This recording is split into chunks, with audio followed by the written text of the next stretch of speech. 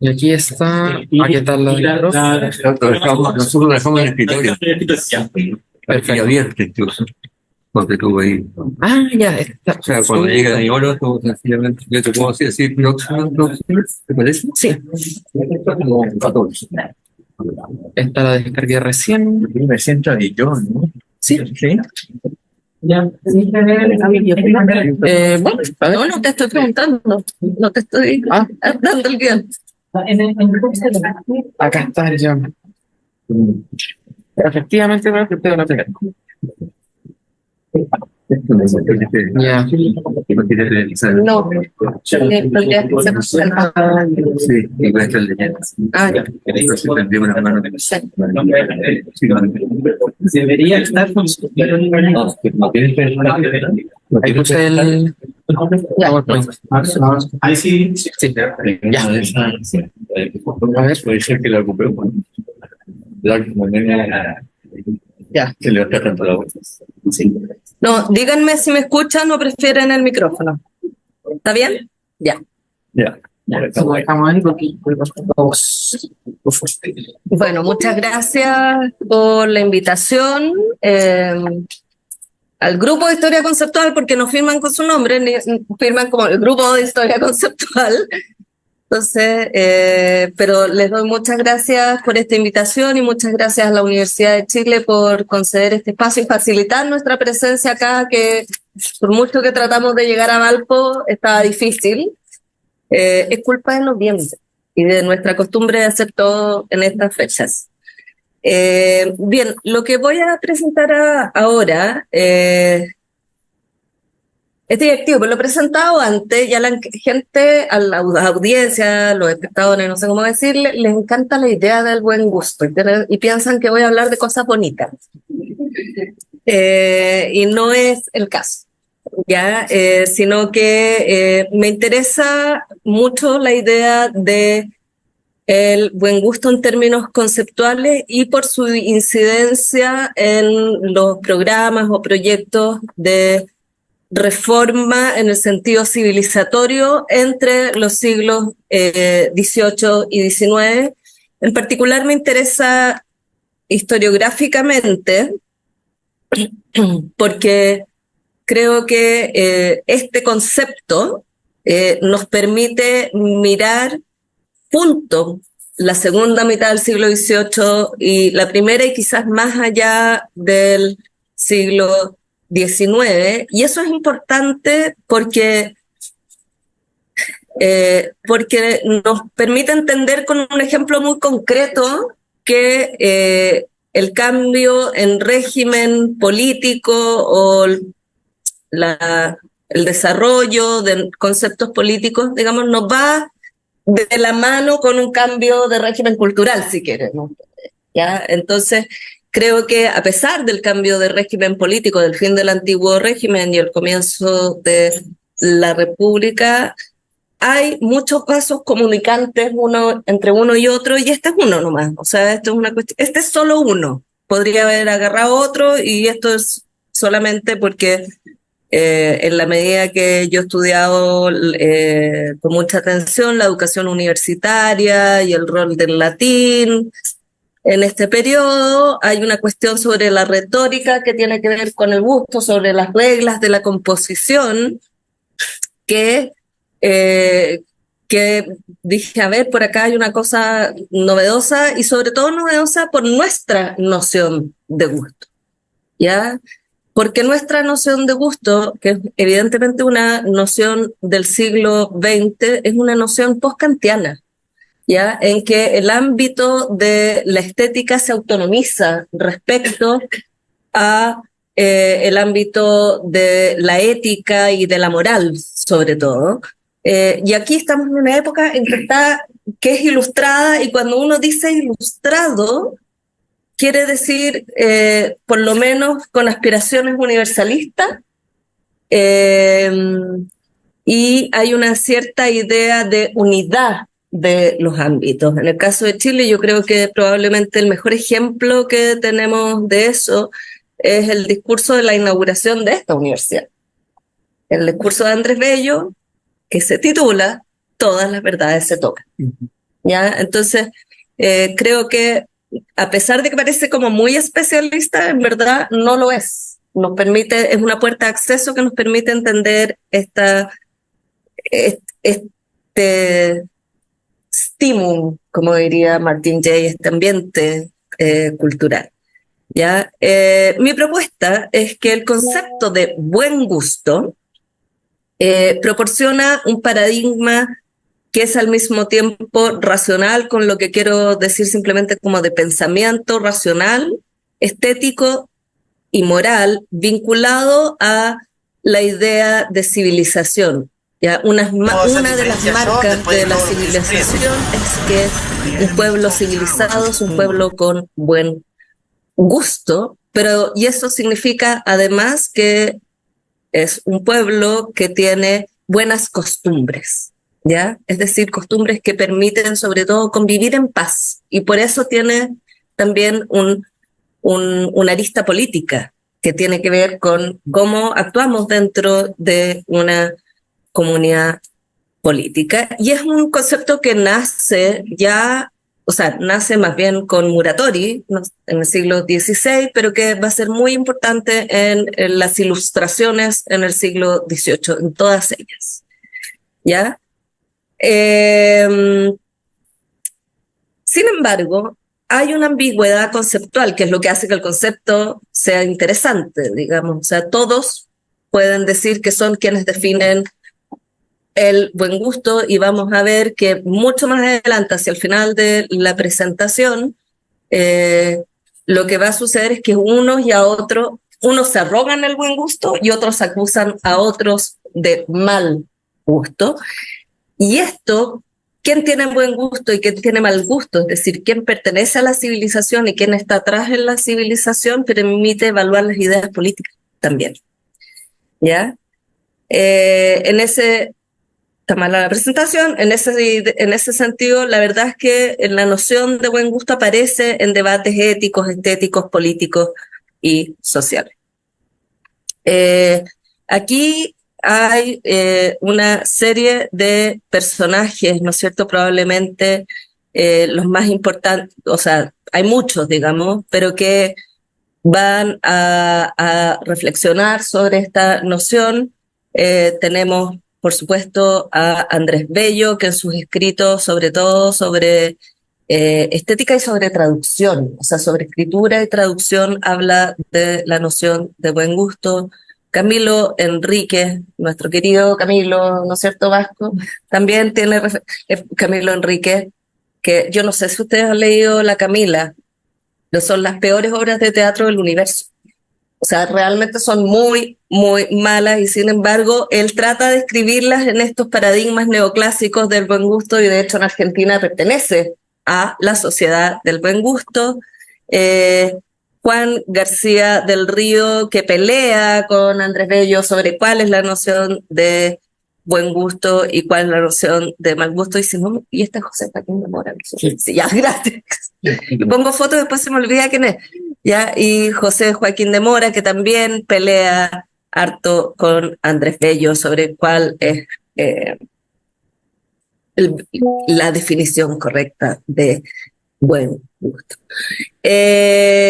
La idea, hay que hacer una distinción entre la idea de gusto y la idea de buen gusto. O sea, hay un momento en que esta noción se adjetiviza de alguna manera, ¿ya?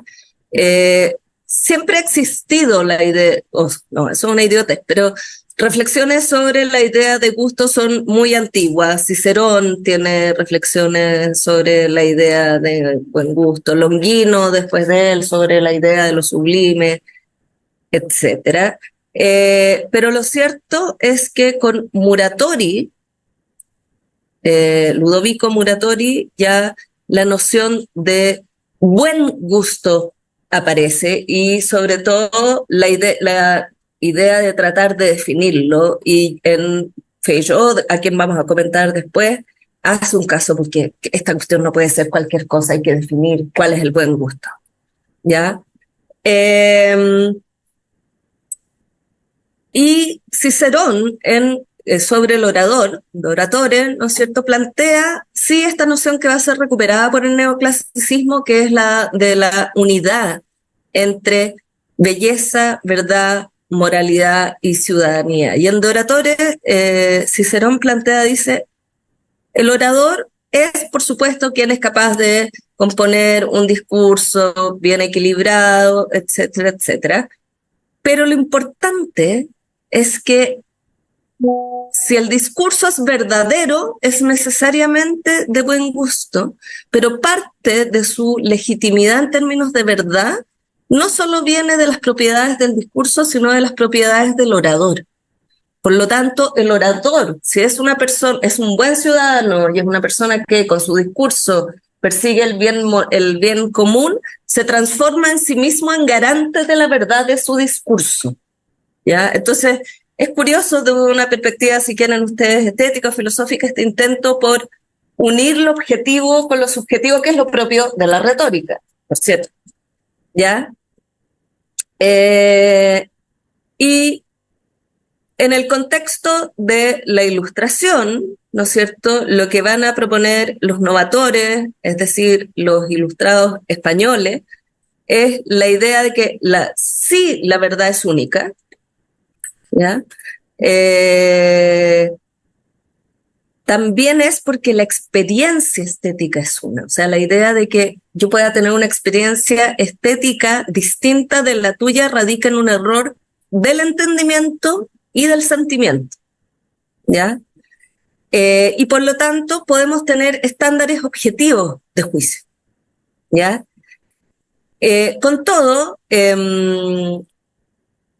lo que están diciendo es que en el fondo hay una unidad entre intuición y razón.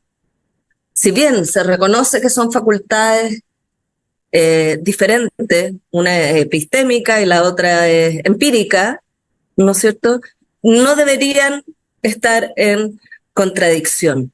Por lo tanto, el gusto es una cualidad epistémica al mismo tiempo, es cognitiva. Ya yo puedo acceder a la verdad a través de la belleza. Y esto es importante en términos de que si todo esto es cierto, entonces el gusto se puede formar, se puede educar, ¿ya? Al contrario como de la experiencia contemporánea sobre el gusto, que es una cuestión intransmisible, personal, subjetiva, que depende bastante de del pensamiento romántico finalmente, esa idea, como esta experiencia que te sobrepasa, que te invade, ¿ya? Para los ilustrados en general no, se trata de una experiencia que es transmisible. Yo te puedo enseñar cómo tener buen gusto. Acá no sé si detenerme en estas imágenes, pero ya lo voy a hacer porque me gusta demasiado la historia. Acá arriba tenemos a uno de los grandes teóricos del gusto, que es Mayans, pero esta señora de acá es muy importante para entender después cómo se van a separar estas ideas, y esta es Madame de Dacier. Madame de Dacier, en el siglo XVIII, es la mejor traductora que existe al francés de Homero. ¿Ya? Y hace una estupenda traducción y llega un señor francés, probablemente amigo, no sé, de Molière, no, pero más adelante, y toma la traducción de Dacier y la edita. El señor no habla griego, no lee griego, y la edita y le va sacando parte a la traducción de Dacier, y el criterio es que Homero es de muy mal gusto. ¿Ya? ¿Por qué es de muy mal gusto? Porque para quienes pueden leer griego, es cierto que es un griego muy rústico, el de Homero, que no cumple ni con la métrica, ni con las formas de composición del neoclasicismo francés, finalmente. O sea, lo que quiere Messier de la Motte es tener una traducción de Homero que hable como Racine, básicamente. Y Madame Dacier le responde y le dice, no, lo que usted no entiende es que a través de Homero nosotros podemos acceder a una experiencia estética que es inmediata y que tiene que ver con lo sublime. ¿Ya? Entonces, en esta pelea, que es la que le pone final a la querella de los antiguos y los modernos, esta es la última batalla de la querella de los antiguos y los modernos, vemos ya cómo el concepto de gusto y buen gusto es disputado, y es disputado en torno a la idea de civilización. Finalmente, el problema de Messier de la Motte con la traducción de Dacier es cómo describe, es que describe las batallas tal como las describe Homero. Cualquiera que haya leído la Ilíada, o sea, el gore es nada, al lado de las patas que cuelgan, ¿no es cierto?, los torsos que son heridos, las cabezas que vuelan, y eso a de la Motte le parece inaceptable para el estado de la civilización francesa en ese momento. Entonces le parece que es una traducción que puede corromper al lector. ¿Ya? Más adelante, ¿no es cierto?, Benito de Feijóo escribe en el Teatro Clásico Crítico Universal precisamente sobre el punto de si puede haber razón en el gusto. Y a mí me parece que estas dos citas son importantes. Dice, es axioma recibido de todo el mundo que contra el gusto no hay disputa. Todos hemos escuchado esto en la mesa, ¿no es cierto? Que no se puede hablar de gusto, que sobre gusto no hay nada escrito, ¿ya? Y eso es una idea que, en el fondo, la idea de que el gusto es un je ne sais quoi.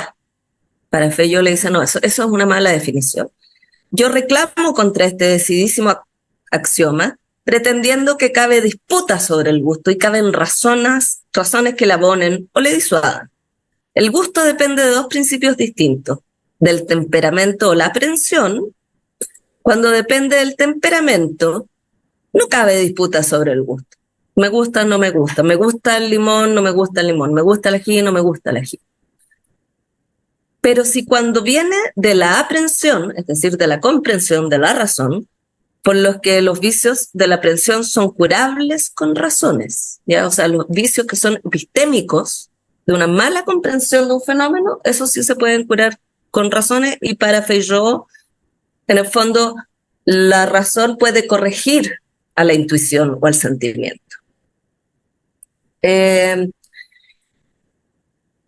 ¿Por qué están vinculados buen gusto y civilización? Civilización es un término nuevito, bien nuevito, desde el siglo, del primer tercio del siglo XVIII. Es cierto que aparece definido primero en Mirabeau, el padre del revolucionario, no el revolucionario, en 1724,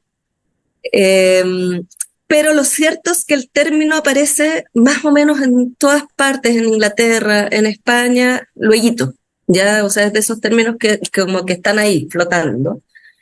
Pero Mirabeau sí describe cómo se llega a la civilización. Y dice varias cosas que nos van a importar después, no necesariamente ahora. Primero, que el primer signo de civilización de cualquier pueblo, o el primer elemento civilizador de cualquier pueblo, es la religión. Porque la civilización, en rigor, es definida como una especie de suavidad de las costumbres, ¿ya? Nosotros tendemos a pensar como en términos culturales muy, muy cargados, digamos, pero dice, y esto es razonable si vamos, perdonen que hagan filología, pero yo nunca puedo evitarlo, Carlos por aquí lo sabe, viene de Civitas, ¿ya? Civitas es la vida en la ciudad, es la cualidad de pertenecer a una organización política, un conjunto de personas. Y en francés, ya que el señor Mirabeau escribió sobre la civilización en francés, vemos que se une al término politesse, ¿ya? Que politesse es ser bien educado, básicamente. La persona, ¿no es cierto?, ser gentile. Y politesse viene de polis, de ciudad, al mismo tiempo. Y la policía tiene la misma raíz, ¿ya? Y las primeras funciones de la policía eran vigilar que la gente se portara bien, No en términos de, no en nuestro, no agarrar al delincuente, sino, oiga, no haga pipí en la calle, por favor. ¿Ya? Es decir, aquellas costumbres que nos permiten vivir juntos. ¿Ya? Y para Mirabeau, la religión es la primera institución que cumple esta función de suavizar nuestras costumbres, de hacernos más gentiles y de, en el fondo, tolerar, resistir nuestros impulsos a castigar aquello que nos molesta, pero al mismo tiempo a dejar de molestar, de alguna manera. Entonces, una civilización finalmente es una comunidad de sentido, ¿ya? Que es tanto política como ética y como estética. No, la gente se ríe del manual de Carreño, pero es importante, no se come con la boca abierta en la mesa. ¿Ya? Así como estudiantes de la Chile, perdón, pero en estos términos, la participación política es institucional y no en la calle. Digamos, eso es una falta, la violencia es una falta de civilización en estos términos. ¿Ya? Y uno de los objetivos de la civilización es, por cierto, excluir la violencia como modo de relacionarse. ¿Ya? Sin embargo, aunque nace vinculado a la religión, con el influjo de las ideas ilustradas, que son más o menos contemporáneas, muy rápido hay una crítica ilustrada a la superstición religiosa como aquello que impide la civilización. ¿Ya? No a la religión, a la superstición religiosa. ¿Ya? Es decir, en términos hispanoamericanos, al barroco. ¿Ya? El barroco es de muy mal gusto. Porque el barroco, y los jesuitas lo sabían muy bien, cuando lo transforman en su herramienta de evangelización, su herramienta visual, el barroco apela a lo que defendía Madame Dacier, al impacto directo, ¿ya? Y no al mediado por la razón. ¿Ya? Y van a ser los ilustrados los que van a plantear que si bien la religión es muy importante para la civilización, es una etapa que debe ser superada cuando ya se acogen los avances de la ciencia y la filosofía. Entonces, por lo tanto, el llegar a los progresos científicos e intelectuales que nos permitirán alcanzar el estado de bienestar que la ilustración promete, significa al mismo tiempo superar la religión, ¿ya? Y no solo ahí, hay miles de cosas que van a ser calificadas de mal gusto, pero en general todas las costumbres que son populares, y la religión se va a considerar un hábito popular, ¿no es cierto? Van a ser consideradas de mal gusto. Entonces, la idea de que hay una cierta grupo educado, todavía ni siquiera, no es necesario decir elite, creo. En el fondo, simplemente las personas que acceden a la educación acceden a otro tipo de gusto que se opone a esta cosa más inmediata y más sensorial de las clases populares. Esto plantea un problema para nosotros, para los hispanoamericanos. Plantea un problema importante, y es que efectivamente gran parte de la ilustración a secas, digamos, no la católica, va a plantear que estas cuestiones son incompatibles, o sea que efectivamente se trata de etapas en que una se supera a la otra. Pero como creo que no es necesario como justificar la idea de que existe una ilustración católica, eso ya lo ha hecho muy bien Chiaramonte, Góngora para Chile, ¿no es cierto? Obviamente aquí la idea principal es que lo que se va a decir es que si Dios nos dio la razón, o es la fuente de nuestra racionalidad, o somos parecidos a Dios porque compartimos el elemento racional, no tendría por qué haber una contradicción entre fe y razón, ¿ya? No puede, una verdad que es religiosa también lo será en términos racionales, y si no lo entendemos es porque no la entendemos bien, no porque sea necesariamente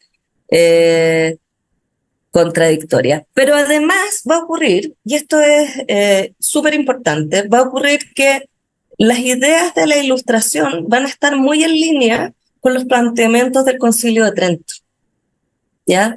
Porque frente a las críticas de las iglesias reformadas, si bien la contrarreforma o la reforma católica, ¿no es cierto?, va a hacer dos cosas. Por un lado, va a mantener completamente la primacía del dogma. ¿Ya? El dogma no se cambia, se mantienen todos los sacramentos. Y le agregamos, creo que le agregamos como dogma. Creo que sí. Bueno, creo que ponte tu matrimonio es como tardío como sacramento o algo así. Se mantiene el dogma, pero lo que sí se acoge de las críticas de las iglesias reformadas va a ser la crítica a las costumbres del clero y a las costumbres de la feligresía. Efectivamente, el Concilio de Trento, ¿no es cierto?, va a ser un extenso trabajo para educar a sus curas, porque lo cierto es que los sacerdotes católicos pre-Trento son bastante un desastre. O sea, apenas saben leer, probablemente en su prédica repiten lo que se saben del Evangelio de memoria, tienen malas costumbres sexuales, se casan o conviven con mujeres o con niños, sí. ¿Ya?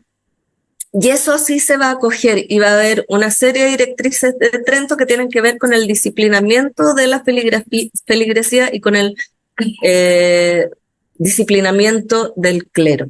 Por lo tanto, las ideas de reforma en un sentido civilizatorio y educacional de la Ilustración tienen una buena resonancia dentro de cierta parte del clero, ¿ya? Es decir, estas ideas nos sirven precisamente porque queremos tener mejores feligreses, queremos tener feligreses que crean de verdad y no por el impacto de las imágenes, ¿ya? Que crean a través de la razón. Entonces los novatores, que son estos ilustrados españoles que son católicos, ¿no es cierto?, van a proponer primero, o van a adherir a las ideas de la estética neoclásica y van a rechazar el barroco y la devoción popular. Pero esto también tiene un pie político, ¿ya? Porque aquí está la lucha entre galicanos y jesuitas, ¿no es cierto?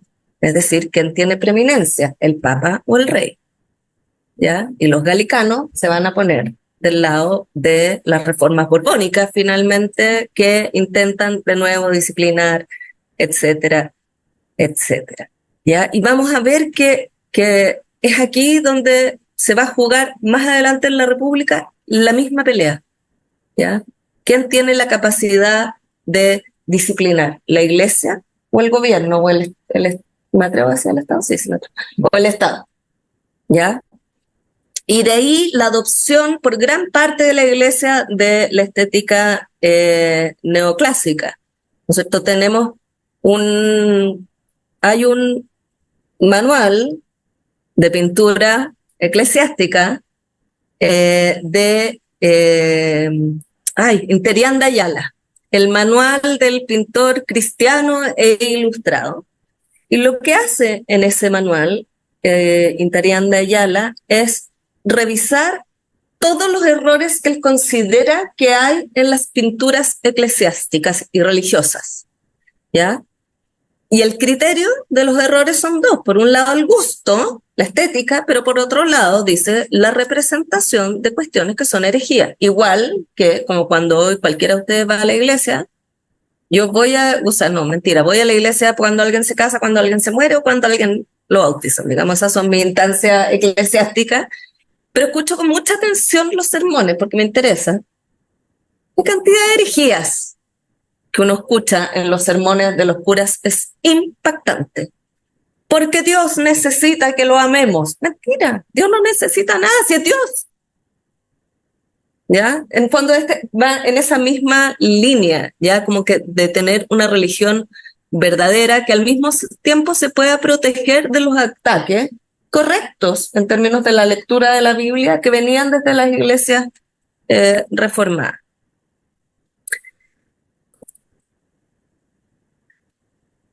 En el tránsito hacia la República, ya vamos a ver que estos temas van a continuar. el fundador del Colegio Pío, que va a ser el colegio donde se van a educar los sacerdotes latinoamericanos en Roma. Siempre perdón, se me olvidan los nombres. A ver, no lo tengo. No. Bueno, el fundador del colegio, ¿no te acordáis? No. Bueno, fue arzobispo de Santiago y él fue el que limpió la catedral de todo tipo de imágenes y guiándose en el libro de Interian de Ayala, del todo tipo de imágenes que a él le parecía que inducían al error religioso. Pero más allá de eso, en el contexto de las disputas jurisdiccionales entre la Iglesia y el Estado, básicamente aquí no estamos hablando de secularización, sino de laicización del Estado, ¿no es cierto? Uno de los argumentos que va a ser permanentemente usado por el campo liberal, por Lastarria, por Amunátegui, etcétera, va a ser la idea de que lo que ocurre en el púlpito y en las iglesias va en contra del proyecto civilizatorio republicano, porque recordemos que una de las justificaciones de la superioridad de la República va a ser la capacidad que tiene la República de civilizar a sus ciudadanos, porque la República, para poder funcionar, necesita ciudadanos que sean capaces de razonar en torno a las ideas de bien común, etcétera, pero tomar decisiones racionales. Esa cuestión llega hasta Rawls, ¿no?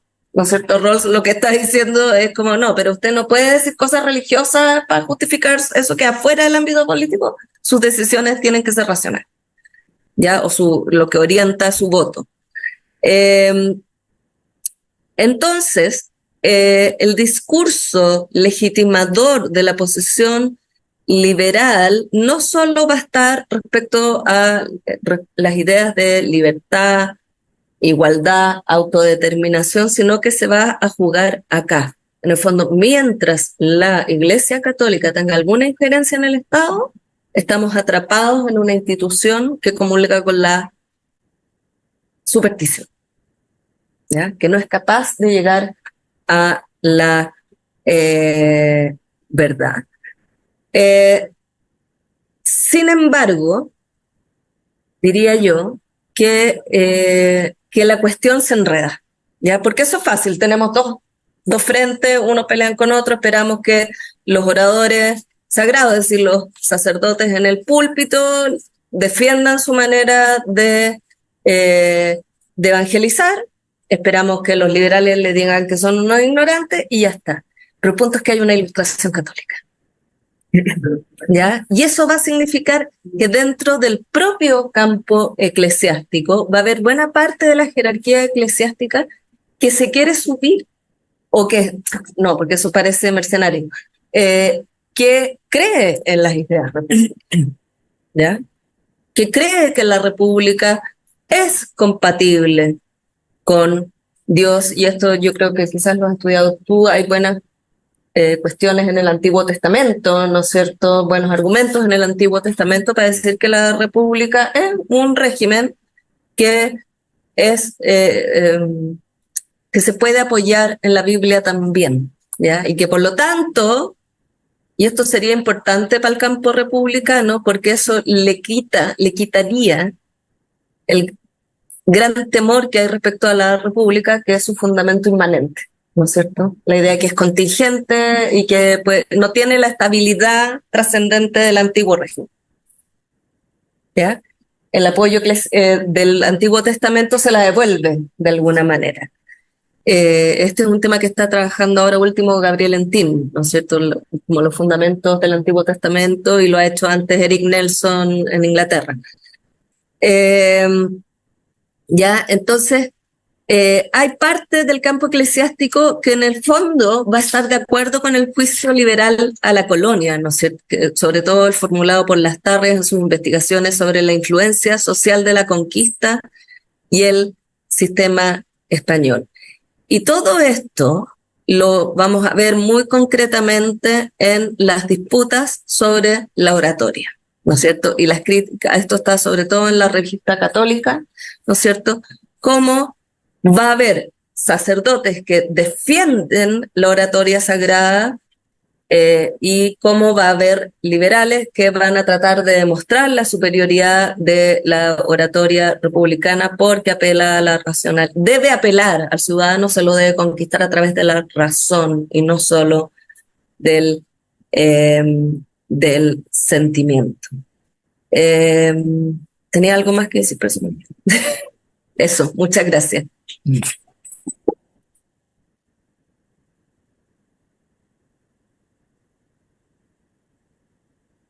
Pues, al tiro como el- Sí. Ahora le damos paso al profesor Vasco Castillo. Ya, muchas gracias. Bueno, muchas gracias por la invitación a los organizadores. Los felicito además por la iniciativa y por la organización tan detallada de todo esto. Se lo agradezco muchísimo. Bueno, yo voy a partir directamente leyendo. No tengo la oratoria de mi colega acá. Prefiero leer. Así que, si me disculpan, lo voy a leer. Nicolás, tú me dices también el tiempo, es posible que me pueda pasar, ¿no? Voy a saltarlo al comienzo y quiero hablar sobre cuestiones metodológicas. Y lo mío es hablar sobre la propuesta de una república igualitaria en Chile en el siglo XIX. Algo que parece estar siempre del lado de los perdedores en Chile, ¿no? Porque es el modelo de la república conservadora, autoritaria, el que se va a imponer en Chile. Y este otro modelo siempre va a ser mirado como utópico, quimérico, incluso peligroso, ¿no?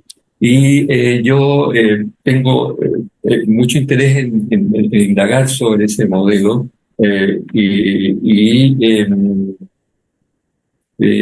yo trabajo en una línea que mezcla filosofía política e historia intelectual, ¿ya? Entonces tengo cierta mezcla ahí y a veces se nota, ¿no? Hay cuestiones realmente que me interesa identificar que son cosas filosóficas, ¿no? Como la democracia, por ejemplo, ¿no? Y lo que me ha interesado, entonces, desde hace muchos años ya, es estudiar algo que hemos ido descubriendo de a poco y parcialmente con algunos colegas con el que compartimos yo diría ya, obsesión por pesquisar la presencia de un pensamiento político alternativo que se despliega en ciertos círculos de intelectuales rebeldes, en algunos casos críticos del orden conservador triunfante en Chile en el siglo XIX, y en otros casos con un propósito más bien general, intelectuales que buscan imaginar, proponer, impulsar quizás un modelo de república distinta a la establecida en la América española en general hasta esa fecha. Son círculos que transitan entre Santiago y Valparaíso, desde fines de los años 1830, pero sobre todo en los 1840, dada la apertura política del gobierno de Manuel Bulnes, que hace posible en Chile, ¿verdad?, una cierta esfera de la opinión. Ahí van a transitar en ese círculo nombres como José Miguel Infante, hasta 1840 el intelectual venezolano que está radicado en Chile desde 1833, ¿verdad? Hasta 1840, ¿verdad? Me refiero a Simón Rodríguez, ¿verdad? Un joven Francisco Bilbao, entre otros, ¿no? Pero además existe un personaje singular y que frecuenta estos círculos, que es muy cercano a Francisco Bilbao, y también, pero sobre todo, muy cercano a Simón Rodríguez, y constituye una rareza para esta época, no solo en Chile, sino en toda Hispanoamérica, digamos. Es un escritor de origen popular y el único libro que logró publicar en Chile se titula El Tricolor. Se publicó en Santiago de Chile en 1845, en la imprenta del Pueblo, la primera diapositiva, imprenta de propiedad de su autor, que como se puede ver tal vez, no sé si eso se ve muy bien, ¿no? La portada del libro se presenta el autor como plebeyo, Santiago Ramos del Quebradino. La portada además formula un llamado a instruir al pueblo, instruyas el pueblo, dice ahí con letras grandes, lo que recoge el mensaje central de esta obra. Sobre este escritor popular de la época, hemos hecho una investigación bastante larga. Él proviene de una localidad rural al interior de Valparaíso, la Quebrada de Alvarado. De ahí toma su apodo, ¿verdad?, el Quebradino.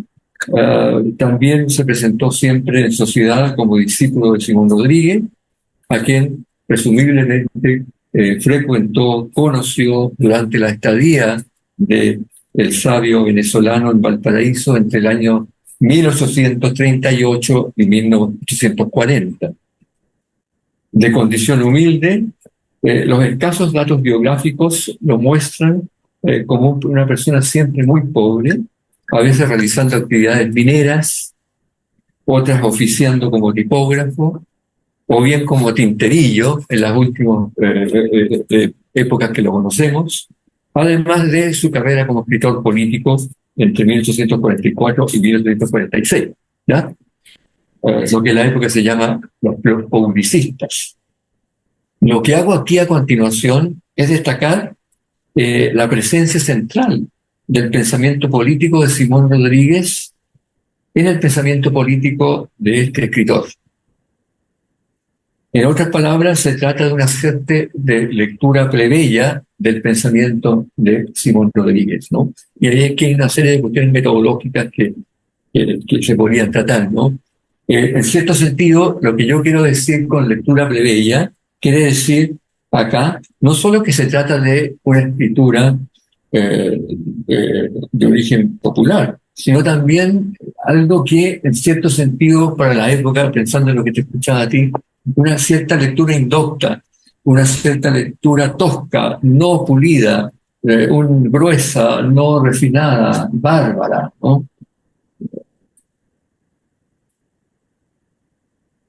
¿Cómo es posible que surgiera un escritor de origen popular en Chile en esta época? Hay ciertas condiciones de posibilidad en la época que permiten esto, ¿no?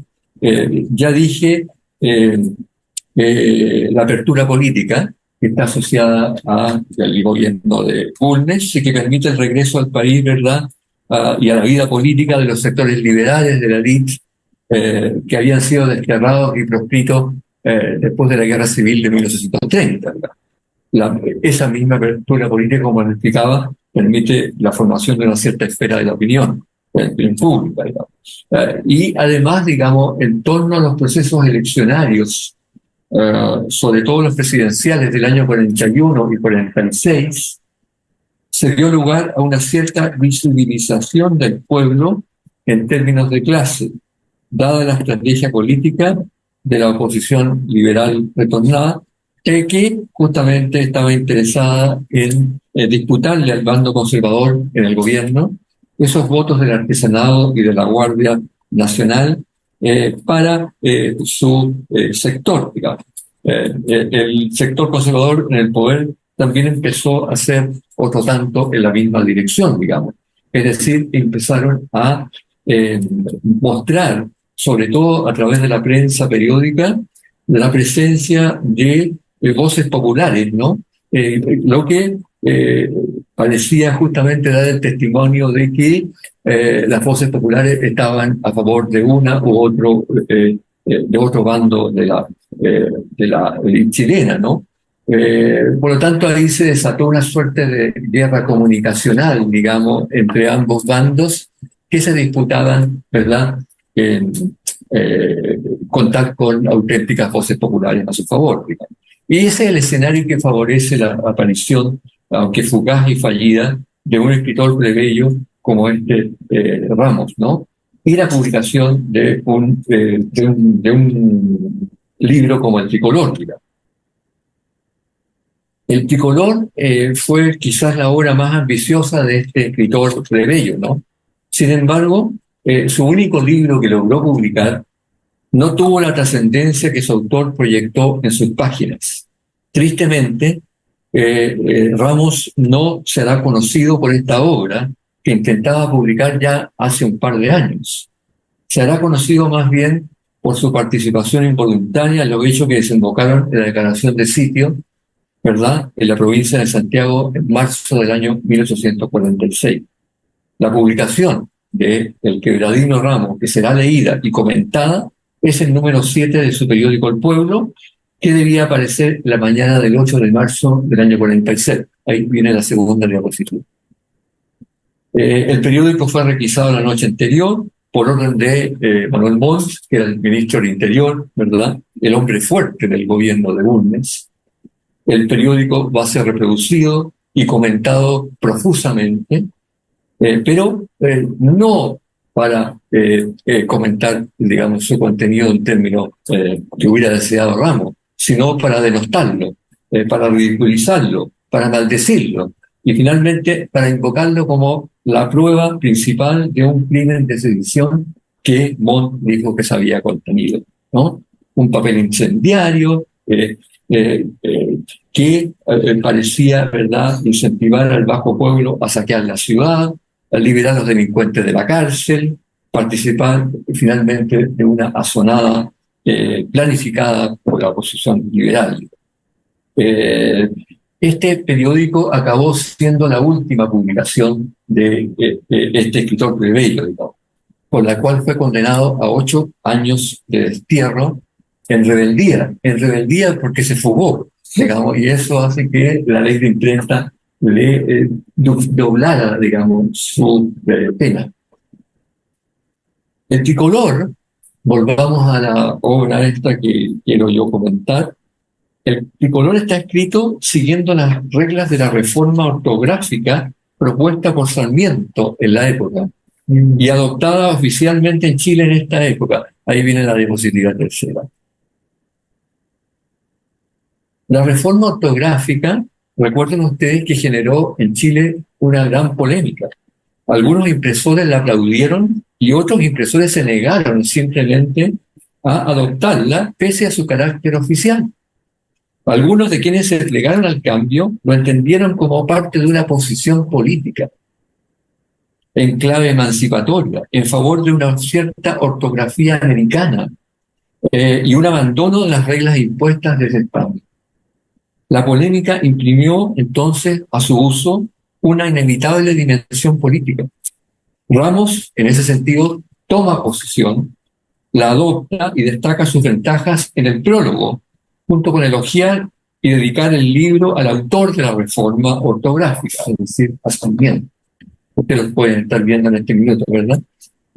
El tricolor, por lo tanto, no es la obra de un autor de extracción popular que aspirara mansamente a ser admitido en el mundo de las letras de su tiempo. Más bien es la obra de un autor con un claro carácter político desafiante, crítico, que cuestiona, como les voy a mostrar a continuación, el orden político, social y cultural promovido por la República autoritaria instalada en Chile por el bando conservador desde la Guerra Civil en 1830.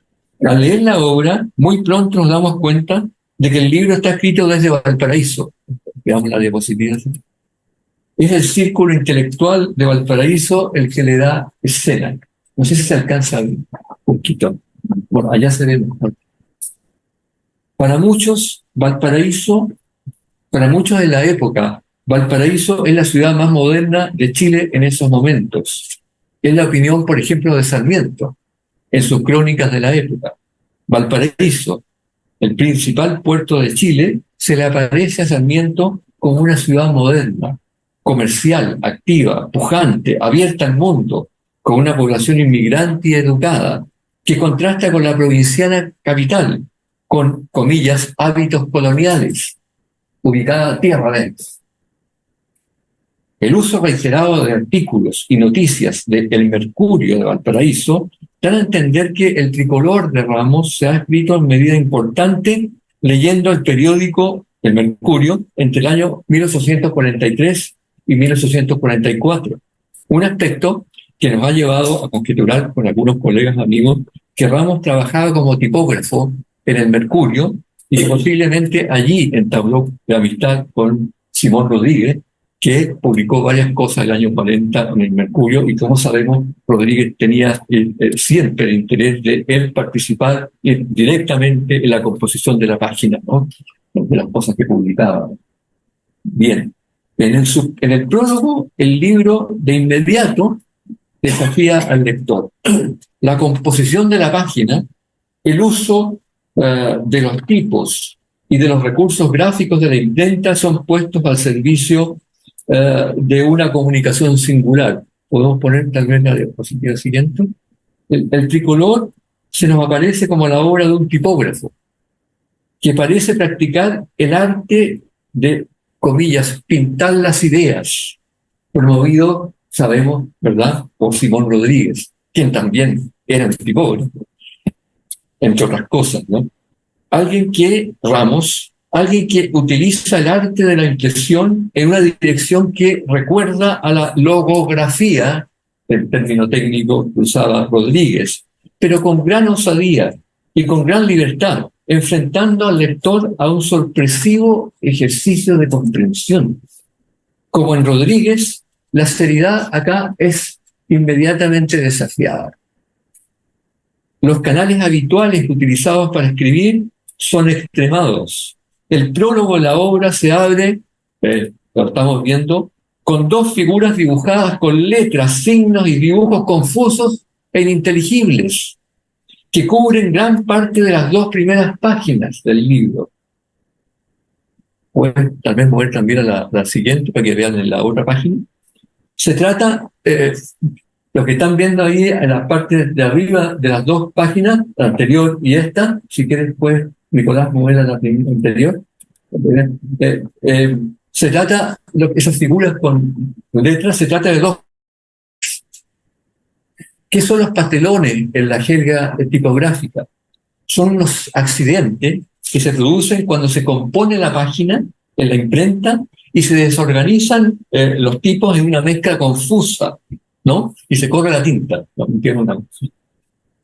Ramos usa la imagen del pastelón para representar los dos modelos de sociedad que se enfrentan en su tiempo, en su opinión. El primer pastelón, ponen la diapositiva siguiente. El primer pastelón representa la sociedad monárquica, que se basa en el privilegio y la opresión de unos pocos sobre los muchos. Es decir, dice Ramos, una sociedad que impide la igualdad. De este primer pastelón se nos informa que, comillas, retrata la sociedad presente y la retrogradación, cierre de comillas, lo que será enjuiciada en el libro. Con ello nos pone en camino de lo que será gran parte del contenido del libro, la denuncia de que en Chile existe un monarquismo solapado, que provisto de un gran poder conspira sordamente contra la auténtica consolidación del proyecto republicano y se dirige a mantener la vieja sociedad colonial. Es la sociedad que promueve el orden conservador que se ha impuesto en Chile desde el año 1830, auxiliado por el fanatismo religioso que impide la ilustración y fomenta el oscurantismo, especialmente del pueblo. El segundo pastelón, siguiente diapositiva, va a ver de nuevo esa imagen. El segundo pastelón representa, nos informa Ramos, comillas, la democracia o la forma republicana que nos hemos propuesto vivir, cierre comillas, donde reina la igualdad entre gobernantes es la siguiente, donde reina la igualdad entre gobernantes y gobernados. El libro buscará señalar el camino para construir esta última sociedad, según la cual habríamos elegido por la independencia, mediante la educación popular inspirada en las ideas y enseñanzas de Simón Rodríguez.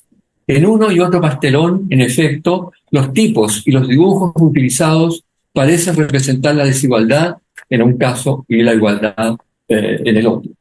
El contenido del prólogo presentado en estas dos primeras páginas está unido a estos dibujos de manera sustantiva. Las figuras forman parte de la singular forma de escritura ensayada por Ramos para transmitir un mensaje que se concibe como innovador Esa escritura contempla la presencia del oficio tipográfico inspirada en la logografía de su mentor, Simón Rodríguez. La estructura del libro requiere un cierto esfuerzo para identificar sus partes. Después del prólogo, prosigue el cuerpo central del libro, en el cual se desarrolla el argumento del libro en la forma de un diálogo entre varios personajes, entre otros los ojos, las orejas, la estrella, la razón, la memoria y otros.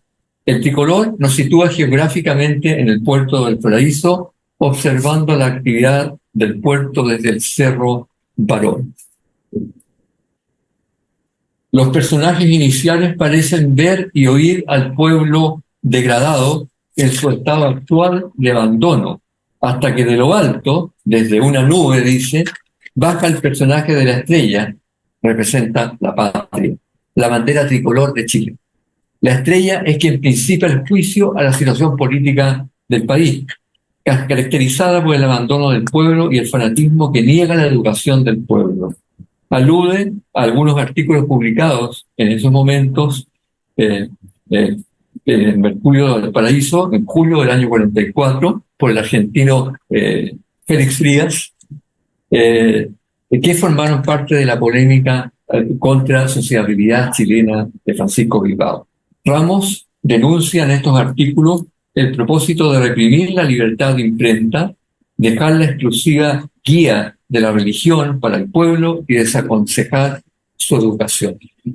La estrella exclama indignada, comillas, proclamar que al pueblo no se le enseñe ni se le consienta aprender en república es imperdonable.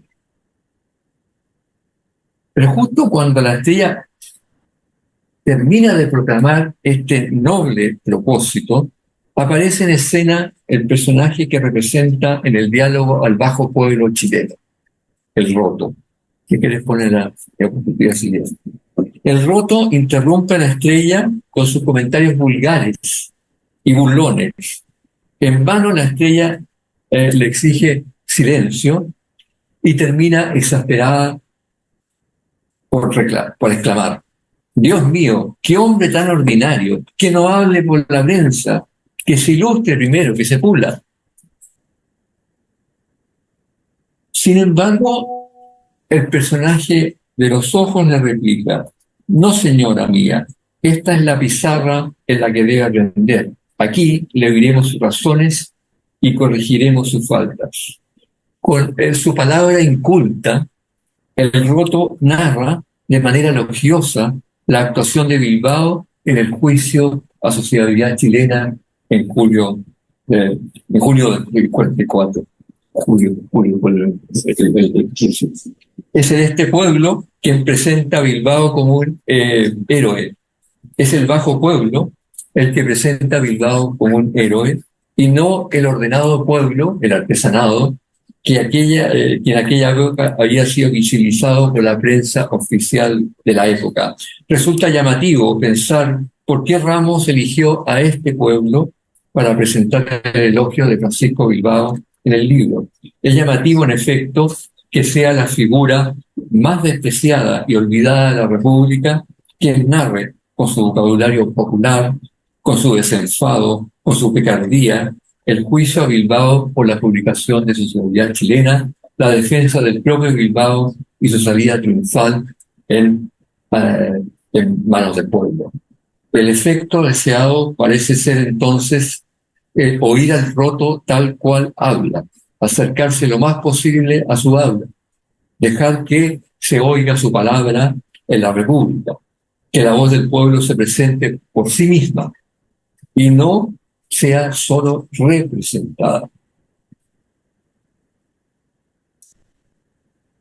El pueblo que habla acá y que Ramos en el tricolor presenta es justamente el pueblo que la época llama la es de la sociedad, digamos. Estoy terminando. El pueblo condenado a la enfermedad, la delincuencia, el vicio y finalmente a la muerte. El pueblo olvidado, marginado, que transita por el hospital, la cárcel y acaba en el cementerio. Son palabras de no una canción popular. este pueblo debe ser educado. Ese es el sentido de la proclama que estaba al comienzo, instruyas el pueblo.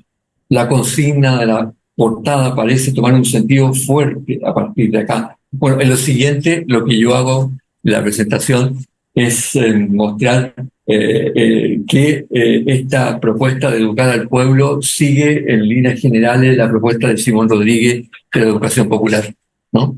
Que es enseñar oficios, artes, oficios, para que la gente tenga una aspiración fundada en la propiedad, digamos, y salgan de la exclusión y la marginación que la condena a la vagancia, la delincuencia y todo aquello que Ramos denuncia, ¿no? Y que dice bastante bien, se corresponde bastante bien con lo que Simón Rodríguez. Bueno, es mucho más largo, ¿eh? Esto originalmente es la presentación de una publicación que está en marcha del libro. Entonces yo hago la presentación del libro. Pero bueno, algunas cosas más las puedo agregar después. Muchas gracias.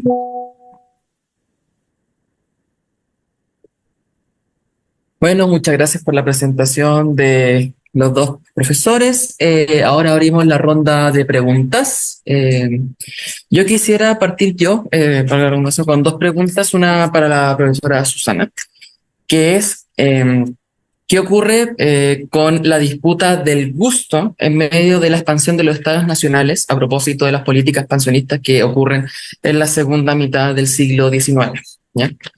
Y para el profesor Vasco, ¿cómo se concibe el proyecto político republicano a propósito de las críticas que mencionaba el texto tricolor respecto a lo que perdura de lo colonial? ¿Ya? Y cómo esta disputa de los conservadores y liberales respecto de esta permanencia de lo colonial generan proyecciones dentro de los marcos políticos del periodo? Bueno, es muy buena la pregunta, porque cuando yo empecé a estudiar este tema en particular, a priori, digamos, antes de ver bien las fuentes, qué sé yo, simplemente como yo pensaba que se iba a desplegar, era que claro, que la cuestión del gusto debería dejar de ser relevante con el romanticismo que coincide con la expansión de los estados nacionales, porque el romanticismo apela a las culturas locales y no al espíritu universalista que está detrás de la noción de gusto. Pero eso funciona para Europa, no para Hispanoamérica. El propio Sarmiento, Lastarria, que están ahí, incluso Andrés Bello adhiere a muchas ideas románticas, pero no renuncia al proyecto civilizatorio. Entonces, o sea, por eso te digo, entiendo de dónde viene la pregunta, pero yo creo que si yo tuviera que poner como un corte de fin de esta investigación, la cuestión no va a estar en el romanticismo, va a estar en el momento en que la cuestión del gusto pasa a señalar más bien una pertenencia de clase, a ser un clasificador de la clase más que de la ciudadanía. ¿Te fijas? Entonces, con lo que quiero decir, entiendo la pregunta y tal como me la hice yo, es la pregunta equivocada. Pero todavía estoy como en el nivel de las cosas que cuajan y no cuajan y eso.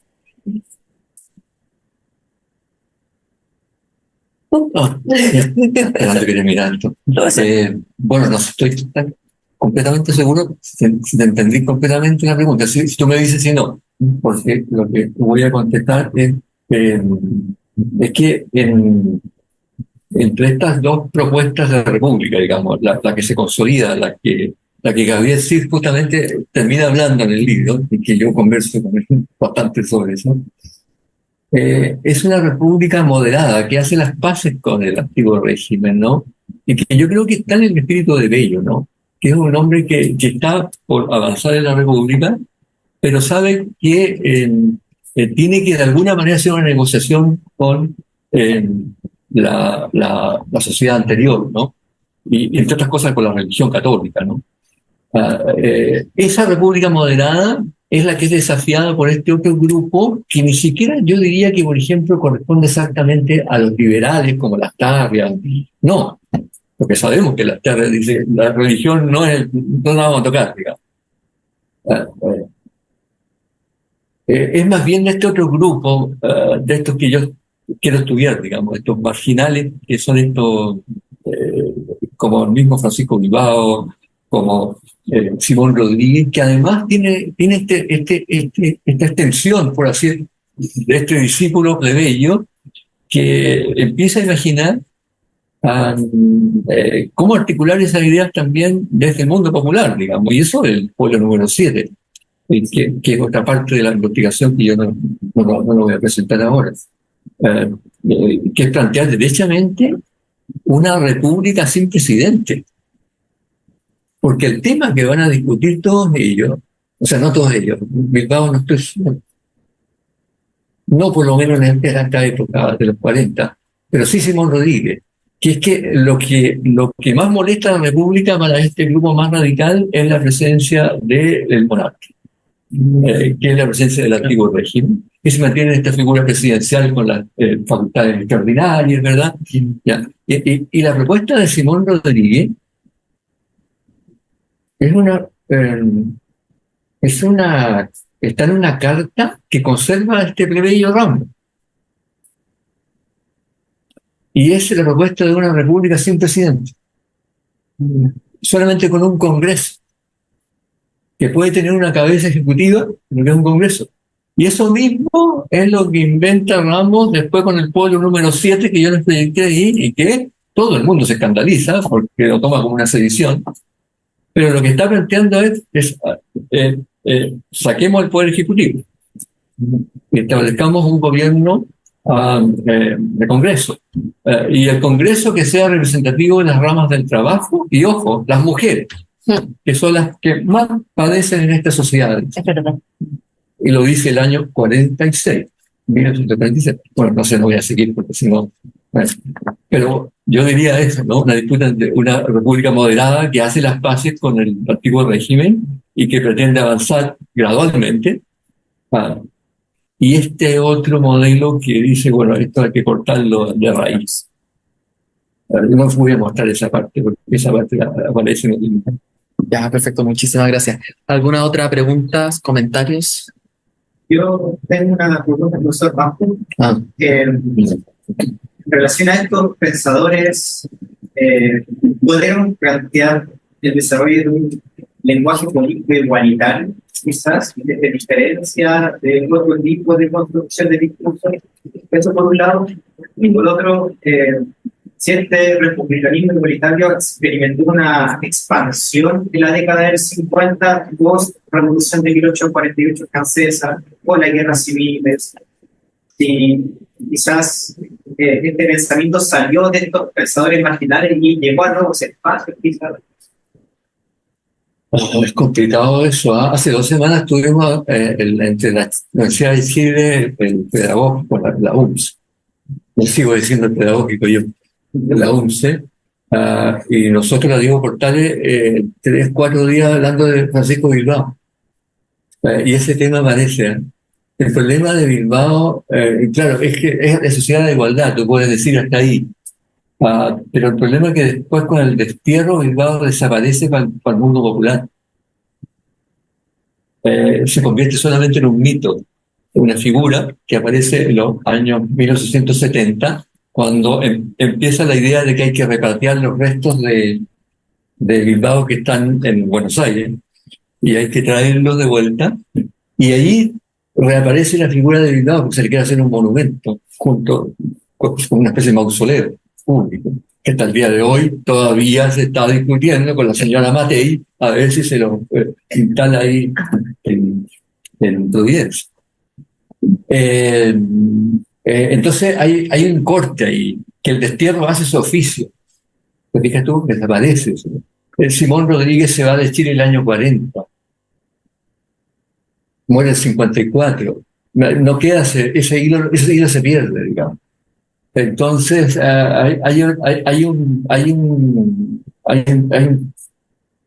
como dije, hay un fenómeno histórico que de alguna manera te hace que se retira este, este proyecto. La sociedad de la igualdad yo creo que es un momento que justamente se sofoca a sangre y fuego.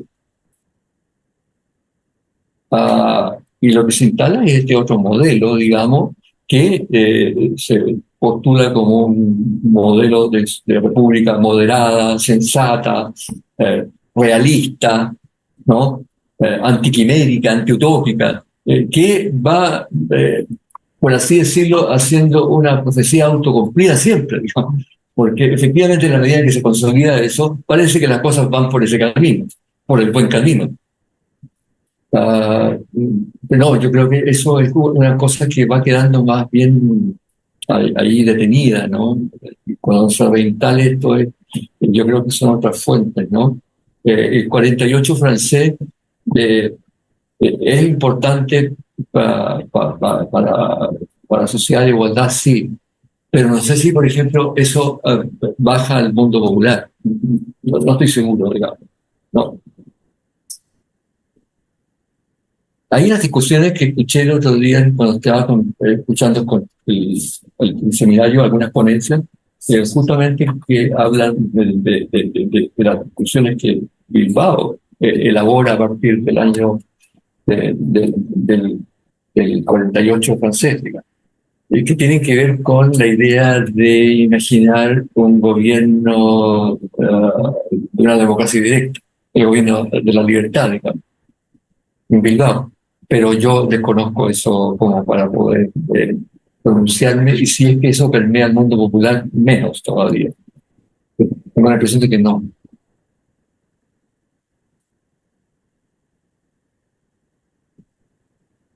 Adelante. Gracias, Susana, por la presentación. Una pregunta para Susana. Yo, por otro lado, pero igual me preguntan si en la noción de buen gusto, ¿tú has visto algún tipo de, digamos, evento o regulación de la expresión emocional ligada al buen gusto, digamos, en el sentido de, digamos, de expresiones emocionales que se pueden valorar de manera vibrativa, de acceso público? Si han visto algo de ese estilo, ¿no?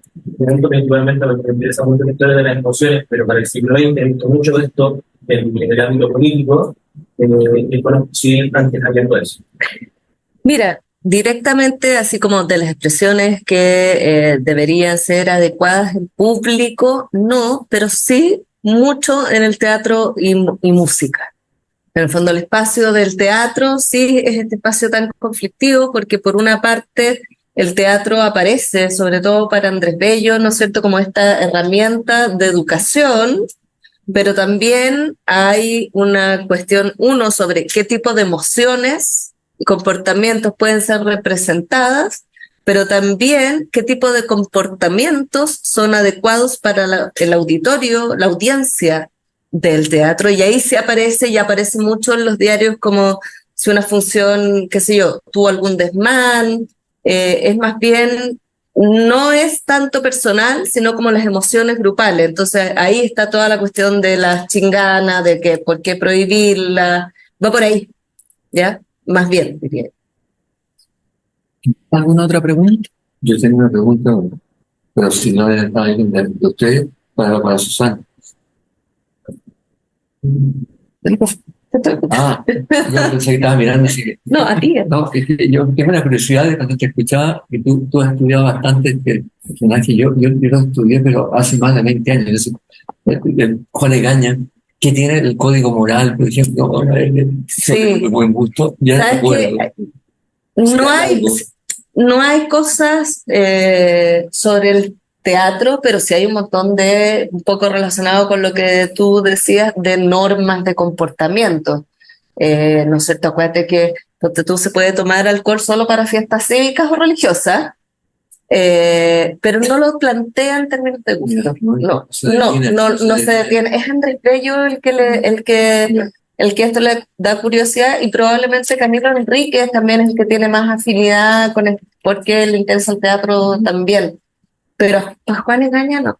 Yo diría que no, yo no lo he visto en ninguna parte, digamos. Sí. Si no hay más preguntas, se cierra esta mesa y darles gracias no solamente a la profesora Susana y al profesor Vasco, sino que también a los asistentes del día de hoy. Y de paso, los invito a una charla que va a dictar el Núcleo de Historia Cultural con Kjell Leinen, que va a partir, si no me equivoco, ahora a las 6 de la tarde en el auditorio Mellafe. A las 6:30, perfecto, a las 6:30. Así que eso, muchísimas gracias por la asistencia. Bueno, mañana igual las jornadas continúan a las 9 de la mañana.